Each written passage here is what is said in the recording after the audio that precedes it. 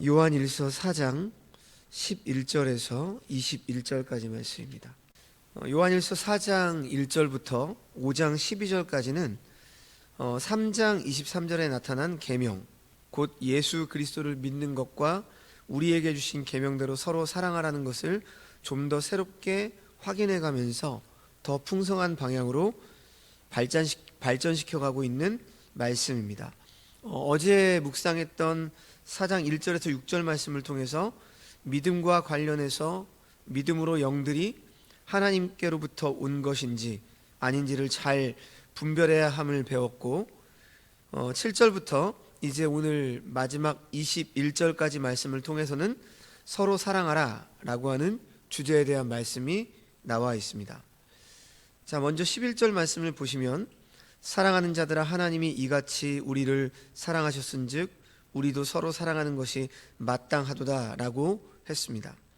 지금 본문에서 하나님께서 우리를 이같이 사랑하셨다 이렇게 말씀하시는데, 여기서 이같이라고 하는 말이 가리키는 것은 바로 하나님께서 자신의 독생자를 세상에 보내신 사랑에 대해서 가리키고 있는 표현입니다.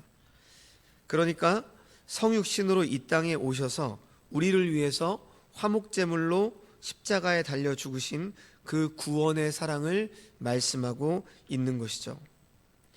그러므로 이러한 사랑을 받은 우리 신자들, 하나님의 자녀들 역시 서로 사랑하는 것이 마땅하다라고 하는 겁니다. 여기서 마땅하도다라고 번역한 헬라어 오페일로는 문자적으로 빚지다라는 뜻으로 뭐뭐 해야 될 의무를 가지고 있다, 혹은 은혜를 입다라는 의미로도 쓰이는 단어입니다. 서로 사랑함은 하나님의 자녀로서 추가적으로 행해야 될 요소가 아닌 사랑의 아버지 앞에서 당연히 실천해야 될 우리들의 의무입니다. 하나님께서 이같이 우리를 사랑하셨기 때문이죠. 우리는 누군가를 사랑함으로 사랑을 쌓아가는 사람이 아닌 사랑에 빚진 자들입니다. 하나님께서 우리를 이같이 사랑하심으로 사랑의 빚을 받았기 때문이죠. 하나님께서 우리를 사랑하사 자녀 삼으시기 위해 지불하신 무한한 대가에 감사하는 마음을 가지고 있다라고 한다면, 그것을 우리는 어떻게 갚을 수 있습니까? 하나님께 갚는 게 아니라 우리의 이웃들에게 갚아야 되는 것이죠. 바로 서로 사랑함으로 우리는 사랑을 갚아야 하는 것입니다. 자, 다음으로 12절 말씀입니다. 어느 때나 하나님을 본 사람이 없으되 만일 우리가 서로 사랑하면 하나님이 우리 안에 거하시고 그의 사랑이 우리 안에 온전히 이루어지느니라. 이 말씀은 하나님의 자녀들이 서로 사랑하는 것이 곧 하나님의 사랑을 드러내는 것임을 증거하고 있습니다. 사도 요한은 예수님께서 주신 새 계명을 기억하고 있습니다. 요한복음 13장 34절에서 35절 말씀을 보면, 새 계명을 너희에게 주노니 서로 사랑하라. 내가 너희를 사랑한 것 같이 너희도 서로 사랑하라. 너희가 서로 사랑하면 이로써 모든 사람이 너희가 내 제자인 줄 알리라. 이렇게 말씀하셨습니다. 그리스도의 몸된 교회가 서로 사랑할 때 세상은 사랑이신 하나님을 보게 될 것이고, 하나님의 사랑이 우리 안에 온전히 이루어질 것입니다. 사랑하지 않을 수만 가지의 이유가 내 안에 넘치고 사랑해야 될 이유가 없다면 바로 그때가 우리가 사랑해야 되는 때입니다. 먼저 사랑해야 합니다. 서로 사랑할 때 우리 안에 하나님의 사랑으로 충만해지는 은혜를 우리가 누릴 수 있게 될 것입니다. 우리가 서로 사랑할 때 하나님이 우리 안에 함께 하심을 확신하게 될 것입니다. 13절 말씀을 보시면, 그의 성령을 우리에게 주심으로 우리가 그 안에 거하고 그가 우리 안에 거하시는 줄을 아느니라. 이렇게 말씀했습니다. 지금 말씀에서 우리가 그 안에 거하고 그가 우리 안에 거하신다라고 하는 이 말씀은 주님께서 제자들에게 말씀하셨던 포도나무와 가지의 비유를 떠오르게 하죠. 요한복음 15장 5절 말씀을 보시면 이렇게 말씀합니다. 나는 포도나무요 너희는 가지라. 그가 내 안에 내가 그 안에 거하면 사람이 열매를 많이 맺나니 나를 떠나서는 너희가 아무것도 할 수 없음이라. 하나님께서 우리에게 성령을 주심으로 나무에서 잘라져 생명력을 잃고 메마른 가지와 같았던 우리가 포도나무가 되시는 그리스도 안에 거하고 그리스도께서 우리 안에 거하심을 확신합니다. 우리는 성령으로 말미암아 사랑이 하나님 안에 거하고 사랑의 열매를 맺으며 살아가는 하나님의 자녀가 된 것입니다. 죄의 종되었던 우리를 사랑하셔서 독생자를 보내실 뿐만 아니라 성령을 보내주신 넓고 깊은 하나님의 사랑을 우리는 다 이해할 수가 없습니다. 하나님의 사랑이 우리에게 흘러넘치며 그 은혜가 크고 놀랍기에 우리도 당연히 서로 사랑해야 되는 것이죠. 자, 계속해서 14절 말씀을 보면 아버지가 아들을 세상의 구주로 보내신 것을 우리가 보고 또 증언하였다, 이렇게 말씀합니다. 사도 요한이 이렇게 증언하는 이유는 당시 영지주의자들이 구원이라고 하는 것이 무지로부터 영적 지식을 아는 것이라고 하는 거짓된 가르침을 가르쳤기 때문입니다. 구원은 영지, 즉 영적 지식에 있는 것이 아니라 예수 그리스도를 경험적, 인격적으로 아는 믿음에 있는 것이죠. 요한은 하나님께서 구주 예수님을 보내신 것을 직접 목격한 사도입니다. 그래서 자신 있게 이렇게 증언하고 있는 것이죠. 우리가 보았고, 여기에서 우리는 요한일서의 수신자를 포함하는 것이 아니라 사도 요한을 포함한 사도들을 가리키는 표현입니다. 12사도들이 예수님을 직접 보았습니다. 예수님은 가상의 인물이 아니라 이 땅에 성육신하신 하나님이심을 사도 요한이 여기에서 다시 한번 더 강조하고 있는 것입니다. 동시에 구원은 영적 지식으로 얻는 것이 아니라 성육신하신 예수님을 인격적으로 교제하고 믿음으로 얻음을 밝힌 것입니다. 그래서 15절 말씀에 누구든지 예수를 하나님의 아들이라 시인하면 하나님이 그의 안에 거하시고 그도 하나님 안에 거하느니라, 이렇게 말씀을 합니다. 지금 이 말씀은 당신은 하나님께 속해 있습니까? 라고 하는 이러한 질문에 네라고 대답할 수 있는 사람이 어떤 사람인지 알려주고 있습니다. 그 사람은 예수님을 하나님의 아들이라 시인하는 사람입니다.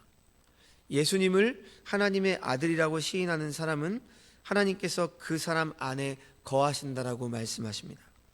그렇다면 예수님을 하나님의 아들이라고 시인하는 사람은 하나님께 속한 사람이고, 지난 본문에서 서로 사랑하면 하나님께 속한 사람이라고 했으니까 어떻게 되죠? 예수님을 하나님의 아들이라고 시인하는 사람은 결국 어떤 사람입니까? 서로 사랑하는 사람이라는 거죠. 그러니까 예수님을 하나님의 아들이라고 시인하는 사람인지 아닌지를 확인하는 방법은 그 사람이 형제를 사랑하는지를 알아보면 되는 것입니다. 그래서 이후에 나오는 이 말씀들은 어제 본문의 증거처럼 사랑 안에 거하는 자가 하나님께 속해 있음을 증거하고 있죠. 16절 말씀에 하나님이 우리를 사랑하시는 사랑을 우리가 알고 믿었노니 하나님은 사랑이시라. 사랑 안에 거하는 자는 하나님 안에 거하고 하나님도 그의 안에 거하시느라, 이렇게 말씀합니다. 여기에서 알고 믿었노니는 주님을 경험적, 인격적으로 알고 믿었듯이 하나님의 사랑 역시 경험적으로 알고 믿었다는 말입니다. 그러니까 우리는 하나님의 사랑을 경험한 사람이라는 것이죠. 그리고 그 하나님의 사랑을 믿는 자들입니다. 그래서 믿기에 하나님께 속한 사람이 된 것이죠. 하나님은 사랑이시기에 사랑 안에 거하는 사람은 하나님 안에 거한다라고 하는 논리가 되는 것입니다. 17절 말씀, 이로써 사랑이 우리에게 온전히 이루어진 것은 우리로 심판날의 담대함을 가지게 하려 함이니 주께서 그러하심과 같이 우리도 이 세상에서 그러하니라, 이렇게 말씀합니다. 하나님께서 우리를 사랑하시고 우리 안에 거하시는 이유를 설명합니다. 우리가 심판날에 담대함을 가지게 하려 함이다, 이렇게 말하죠. 여기서 심판은 주님께서 다시 오실 날에 있을 최후의 심판을 뜻합니다. 심판이라고 하는 말을 들을 때 기분 좋은 사람은 없을 것입니다. 우리는 대개 이 말을 굉장히 좀 두렵게 무겁게 느낍니다. 사도 요한은 심판에 대한 성도들의 심리 상태를 알고 있었기 때문에 심판이 무겁고 두려운 것만이 아님을 알려주고자 했습니다. 하나님이 사랑이심을 알고 자신이 하나님의 사랑 안에 거하고 있음을 안다면 이 심판날을 두려워하지 않고 담대하게 맞이할 수 있다라고 하는 것이죠. 장차 있을 심판을 두려워하지 않고 담대하게 맞이하기 위해서 우리는 하나님의 사랑 안에 거하며 하나님과 사람을 사랑해야 하는 것입니다. 바로 이것을 18절 말씀이 이렇게 알려주고 있습니다. 사랑 안에 두려움이 없고 온전한 사랑이 두려움을 내쫓나니 두려움에는 형벌이 있음이라. 두려워하는 자는 사랑 안에서 온전히 이루지 못하였느니라. 사랑은 두려움을 물리친다라고 말씀합니다. 두려움이 있다라고 하는 것은 하나님 사랑 안에 거하지 않으며 하나님과 이웃을 사랑하지 않는다는 말이 됩니다. 그러므로 두려움의 원인을 떨쳐버려야 합니다. 이 두려움을 갖는 사람에게 형벌이 있다고 하는데 그 이유가 무엇이겠습니까? 심판에 대한 두려움은 죄를 지은 사람이 가지는 감정이죠. 죄를 짓고 살아가는 사람은 마음이 편할 리가 없고 항상 붙잡힐 것에 대한 불안감, 그리고 법정 재판이든 최후 심판이든 두려움에 사로잡혀 살아가는 것이죠. 죄인은 그래서 심판을 두려워합니다. 그래서 두려움을 이기려면 이 죄의 문제를 해결해야 되는 것이죠. 죄사함의 사랑을 받은 사람이 심판의 두려움을 물리칠 수 있는 것입니다.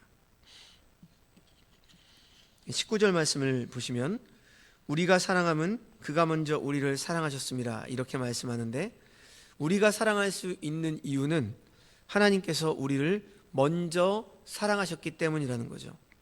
하나님의 사랑을 받지 못한 사람, 즉 하나님의 사랑 안에 거하지 않는 사람은 진정한 사랑을 하지 못합니다. 그 사람은 하나님을 사랑할 수 없고 사람을 사랑할 수 없는 사람이죠. 하나님의 사랑을 받은 사람만이 사랑을 할 수 있습니다. 진정한 사랑을 할 수 있죠. 그렇다면 내가 하나님의 사랑을 받은 사람으로서 하나님을 사랑하고 있는지를 확인할 수 있는 그 진단이 과연 무엇이겠습니까? 바로 다음 구절인 20절 말씀이 잘 알려주고 있습니다. 누구든지 하나님을 사랑하노라 하고 그 형제를 미워하면 이는 거짓말하는 자니 보는 바 그 형제를 사랑하지 아니하는 자는 보지 못하는 바 하나님을 사랑할 수 없느니라. 이렇게 말씀하죠. 형제를 미워하면 하나님을 사랑하지 않는다라고 하는 의미입니다. 형제는 1차적으로 주님 안에서 믿음의 형제 자매를 뜻하죠. 그리고 이 형제를 좀 더 확대해서 가면 우리 주변의 이웃이 되고 교회 밖의 사람들이 됩니다. 하나님을 사랑한다고 말하는데 이렇게 형제를 사랑하지 않고 미워하면 그 사람은 거짓말쟁이라고 하는 것이죠. 그 이유는 눈에 보이는 형제를 사랑하지 않는 사람이 눈에 보이지 않는 하나님을 사랑할 수 없기 때문이다. 이렇게 사도 요한은 말하고 있습니다. 그러므로 이 말씀을 기억한다면 우리가 하나님을 사랑한다라고 말할 때 조심하게 되고 미워하는 사람이 있는지를 생각할 것입니다. 자, 마지막 21절 말씀입니다. 우리가 이 계명을 주께 받았나니 하나님을 사랑하는 자는 또한 그 형제를 사랑할지니라. 지금 말씀에서 말하는 이 계명이라고 하는 게 무엇이죠? 하나님께서 주신 십계명을 예수님께서는 공생의 기간에 제자들에게 요약해서 말씀하셨는데 우리가 잘 알듯이 두 가지로 요약할 수 있죠. 첫째는 하나님의 사랑, 하나님 사랑, 둘째는 이웃 사랑입니다. 사도 요한은 바로 이것을 근거로 하나님을 사랑한다면 형제를 사랑한다. 그러므로 형제를 사랑할지니라 이렇게 말씀하고 있는 것이죠. 그래서 우리 역시 주님으로부터 하나님 사랑과 이웃 사랑의 계명을 받았습니다. 그래서 우리가 서로 사랑하는 것이 하나님의 자녀임을 입증하는 것이고 하나님께 속한 사람임을 입증하는 것이고 거짓말하지 않는 사람임을 입증하는 것입니다. 우리는 입술로는 하나님을 사랑한다라고 그렇게 많이 고백하죠. 근데 정작 하나님의 형상대로 지은 우리의 형제들, 믿음의 형제 자매들, 그리고 우리의 이웃을 사랑하려고 하지 않습니다. 내 중심으로 이기적인 사랑을 하는 것이죠. 하지만 오늘 말씀을 본다면 바로 형제를 사랑하지 않는 자는 하나님을 사랑하지 않는 자라고 말할 수 있는 것이죠. 우리는 이 사실을 기억해야 합니다. 말씀을 마칩니다. 오늘은 주님이 태어나신 날, 이 날을 기념하는 성탄절이죠.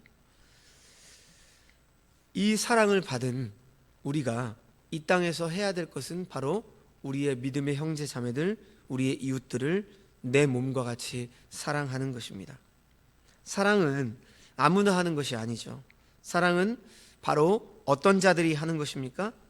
하나님의 사랑을 받은 사람, 하나님께 속한 사람만이 사랑을 할 수 있는 것입니다. 우리는 하나님의 사랑을 받은 존재이죠. 우리가 주님을 따른다고 해서 모두 주님의 사랑을 받는 존재일까? 우리는 한번 생각해 봐야 합니다. 예수님을 배반한 가룟 유다는 주님으로부터 단지 형식적인 관계에 있는 사람이라는 의미로 친구여라고 하는 말을 들었습니다. 반면에 하나님의 사랑을 받아 서로 사랑하는 제자들은 주님으로부터 사랑하는 관계에 있는 사람이라는 의미로 필로스, 즉 이러한 의미의 친구여라는 말을 들었습니다. 오늘 하루 나에게 정말로 사랑하는 관계에 있는 사람이라고 불러주시는 이 주님의 사랑을 생각하며 하나님 사랑과 이웃 사랑을 실천하는 그러한 한 날이 되어야 될 것입니다. 그것이 바로 이 땅에 우리 주님께서 오신 이유입니다. 우리를 구원하시기 위해서 오셨고, 구원받은 자들이 바로 그 사랑을 알고 우리의 믿음의 형제 자매, 우리의 이웃을 내 몸처럼 사랑하며, 그리고 그들에게 구원의 복음을 온전히 전하며 함께 손을 잡고 구원의 길을 걸어가는 것, 그것이 우리 주님이 이 땅에 오신 이유입니다. 성탄절날 그 이유를 온전히 생각하며 진심으로 사랑을 받은 자라면 우리의 믿음의 형제 자매들을 내 몸처럼 사랑하며 믿음의 공동체를 더욱더 잘 세워나가는 우리 주의 백성들이 다 되시기를 주님의 이름으로 축원합니다. 기도하겠습니다. 하나님 아버지, 저희를 사랑 안에 거할 수 있도록 예수 그리스도를 이 땅에 보내주시고 십자가의 피로 우리의 죄를 사해 주심에 감사드립니다. 예수님을 하나님의 아들이심을 시인하고 예수님께서 우리를 사랑하신 것 같이 우리가 서로 사랑함으로 하나님의 사랑 안에 거하는 자, 하나님께 속한 자임을 우리가 이 땅에서 입증하며 살아가게 하여 주시옵소서. 세상이 점점 악해질수록 최후의 심판이 다가오고 있음을 생각할 때 하나님을 사랑함과 이웃을 사랑함을 실천함으로 그 심판에 대한 두려움을 이기고 담대함을 가지고 믿음으로 한날 우리의 남은 인생을 살아가게 하여 주시옵소서. 모든 말씀 예수님의 이름으로 기도합니다. 아멘.